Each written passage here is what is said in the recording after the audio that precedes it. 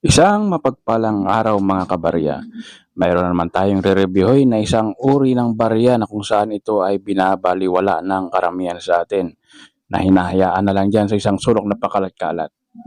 Alam nyo ba na ang uri ng barya na ito ay mayroon palang itinatagong kahindik-hindik na halaga mga kabarya? Ito nga't alamin natin ano.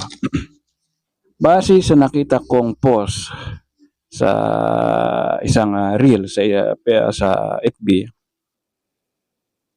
ang baryang ito ay nagkakalaga ng $2,350. Kung susumahin natin ito sa pera natin, ito ay naglalaro sa 129,250 pesos. Okay? Ito daw ay ginanap noong Heritage Action noong 2014. Hindi malinaw sa akin kabarya kung saan ito, no? Pero base dun sa napanood ko ay ito nga daw po ang nangyari.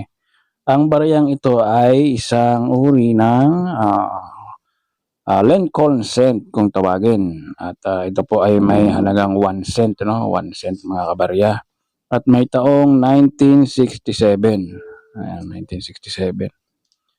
So, ito mga kabarya, hindi ko personally alam ang totoong nito, pero para sa akin hindi ko kayo inoobliga na ibenta ng mahal ang barya na mayroon kayong ganito.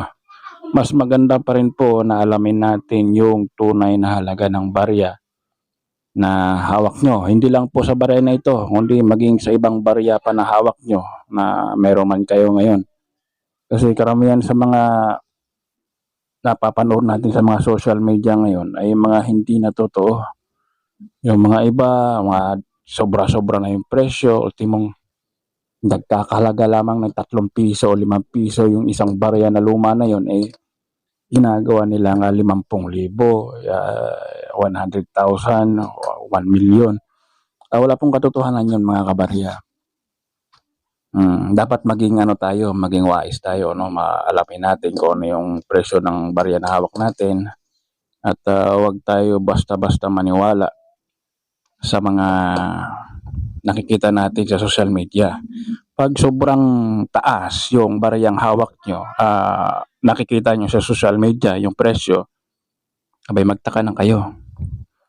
Kasi sa totoo lang wala naman talagang ganun mga kabarya.